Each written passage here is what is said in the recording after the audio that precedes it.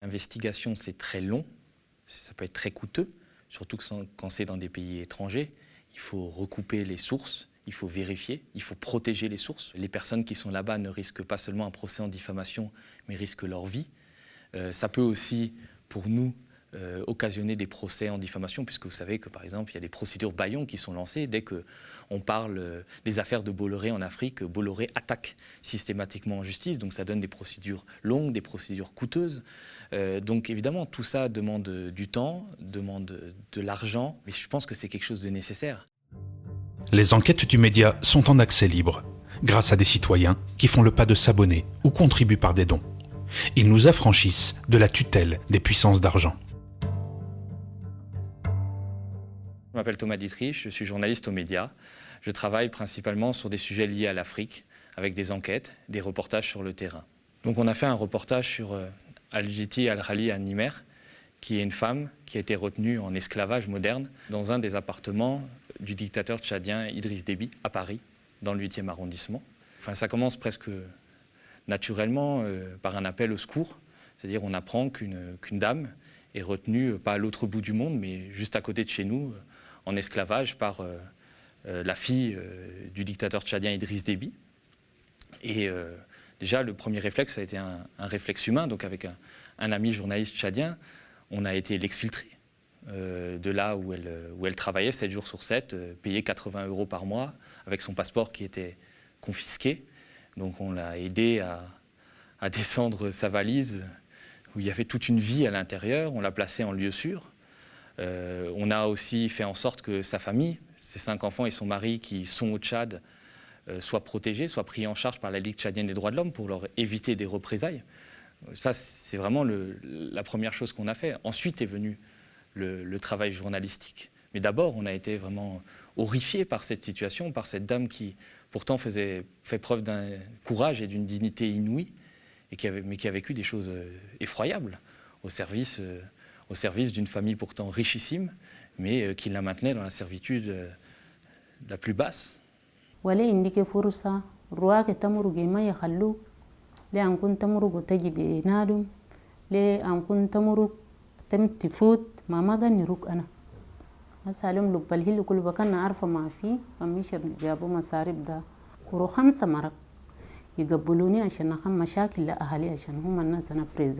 C'est un parent à la dame qui a prévenu mon ami journaliste, qui est un journaliste tchadien réfugié, exilé en France, qui s'appelle Makaïlan Ngebla, et qui lui a dit que voilà, une de ses parentes, une membre de sa famille, était retenue en esclavage dans un des appartements parisiens de la famille Déby.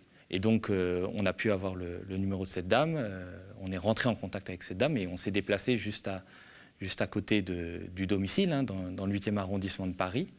Elle est descendue puisqu'il se trouvait que les petites filles d'Idriss Déby dormaient encore à 13 h de l'après-midi. Visiblement, ils ont la belle vie. Et elle nous a raconté son histoire.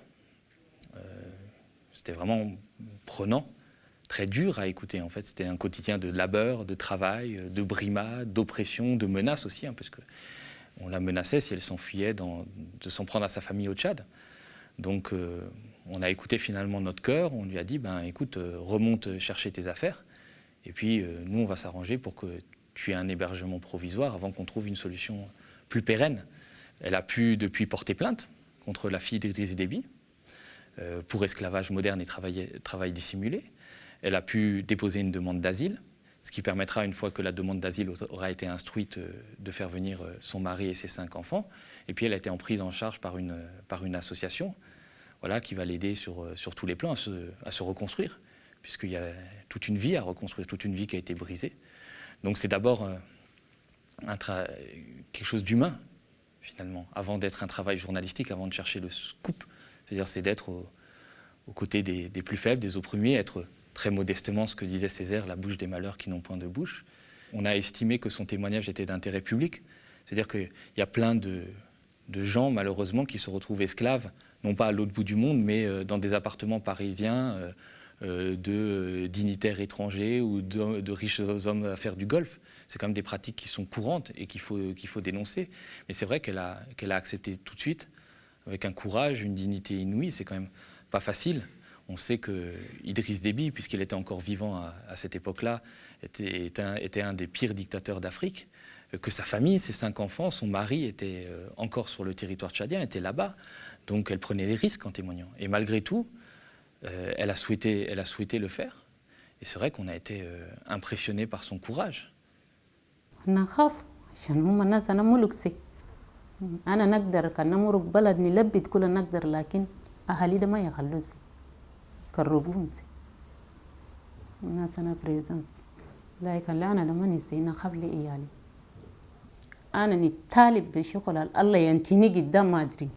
Le fait qu'il n'y ait pas eu beaucoup de reprises presse de l'affaire d'Adjiti, qui avait été réduite en esclavage, bon, ça ne m'a pas tellement surpris. Déjà, Idriss Déby est l'allié incontournable de la France au Sahel, puisqu'il aide la France à lutter contre le terrorisme. Et puis, on va dire que la France lui passe tous ses caprices et toutes ses violations des droits de l'homme. Mais au-delà de ça, c'est vrai que quand on parle de sujets liés à l'Afrique, et plus particulièrement liés à la France-Afrique, c'est-à-dire aux relations incestueuses entre les politiques français et les dirigeants africains, en tout cas d'Afrique francophone, qui sont souvent des autocrates, on voit qu'il y a peu de reprises presse. Mais ça s'explique peut-être par le fait que 80 à 90% de la presse française est contrôlée par 9 oligarques, des oligarques qui peuvent avoir des affaires en Afrique, comme Vincent Bolloré, qui, vous savez, a des ports, détient des ports sur le continent africain, fait 80% de ses bénéfices sur le continent africain. Donc finalement, la classe politique française, les oligarques qui détiennent les grands titres de presse et les dirigeants africains, les dictateurs africains, s'entendent finalement pour qu'il y ait un blackout autour de ces relations france-africaines. À ma connaissance, il y a effectivement une enquête de police en cours. On lui a restitué son passeport qui lui avait été confisqué.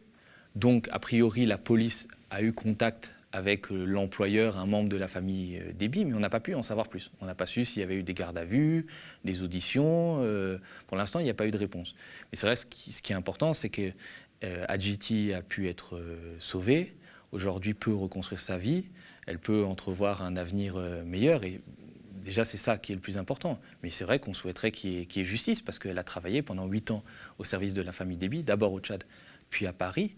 Et en l'occurrence, pour l'instant, ça ne fait pas, à ma connaissance, ça n'a pas fait l'objet d'une garde à vue. Je sais que les petites filles de Déby qui étaient dans l'appartement où travaillait Adjiti sont rentrées précipitamment à N'Djamena, mais on n'a rien fait pour les empêcher de partir. Je ne conçois pas le journalisme, le grand reportage, entre guillemets, comme le fait de rester dans un hôtel pendant 15 jours, d'aller interviewer le dictateur en place et puis de repartir. C'est être au plus près de la réalité, au plus près du terrain.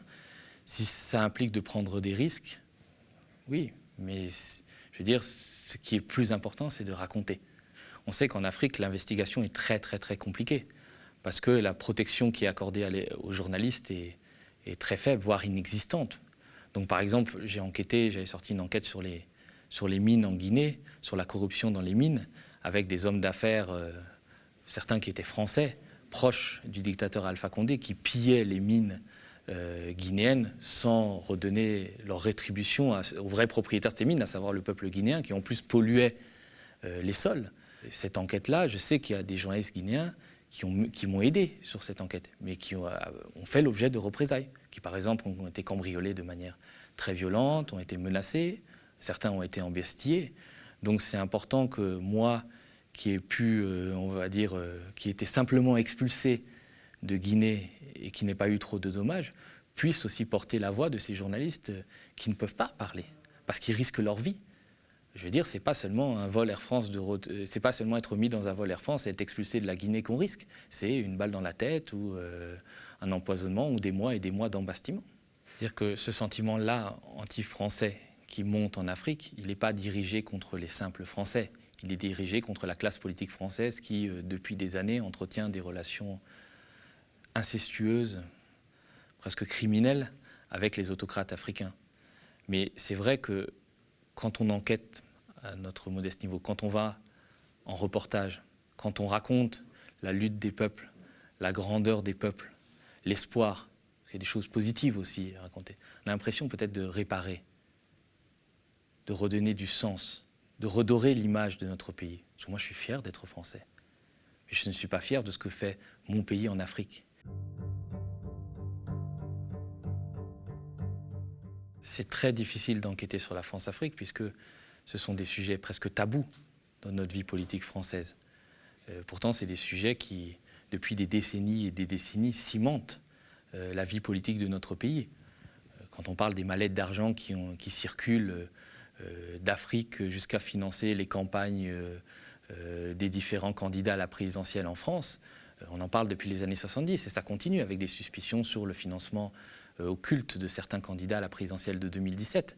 Donc c'est quelque chose qui impacte directement notre pays puisque ça crée des déséquilibres entre les candidats parce que des dictateurs africains donnent de l'argent qui d'ailleurs ne leur appartient pas à des candidats et s'achètent leur faveur par ce biais-là.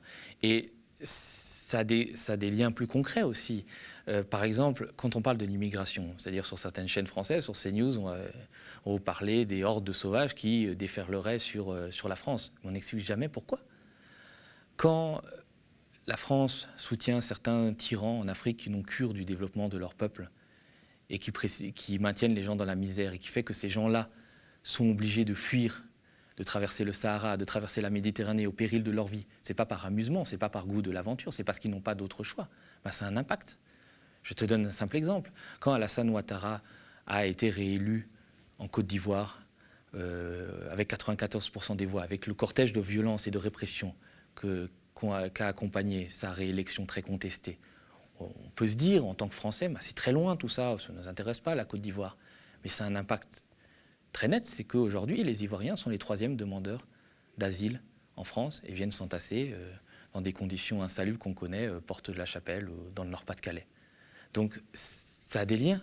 Le fait de révéler les vraies causes, finalement, de cette immigration, le fait que la France participe au maintien dans la misère de l'Afrique, voilà, en maintenant des dictateurs, en soutenant par exemple certaines entreprises qui, comme Bolloré, continuent à piller les pays africains sans payer leurs impôts.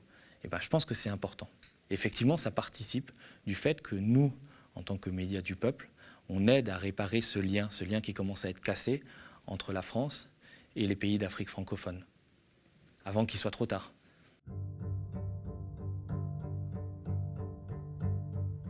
L'investigation, c'est très long, ça peut être très coûteux, surtout quand c'est dans des pays étrangers.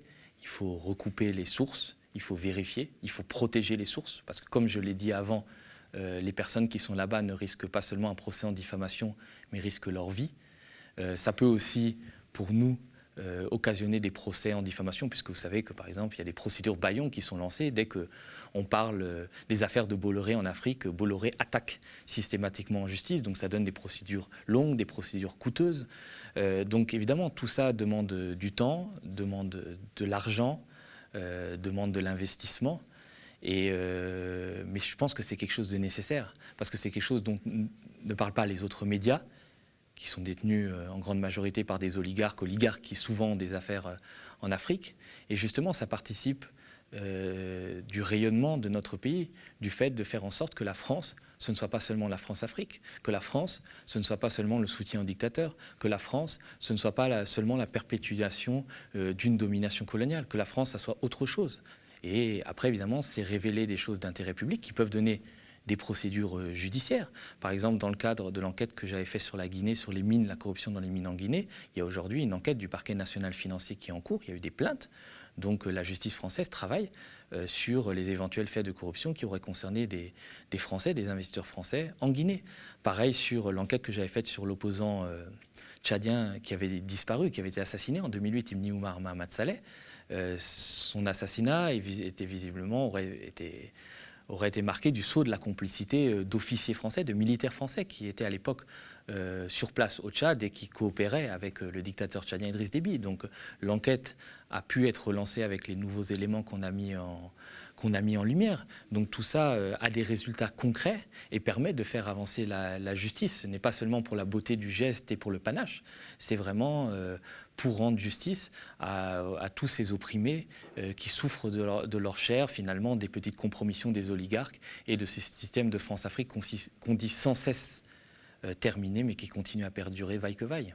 On a vraiment besoin de votre soutien, parce qu'en l'occurrence, nous, en tout cas moi, je pense que personne aux médias ne va prendre des mallettes de dictateurs africains ou ne se fait corrompre par des oligarques. Donc effectivement, les enquêtes que l'on mène, les reportages que l'on fait ont un coût. Donc Voilà, on a vraiment besoin de votre soutien.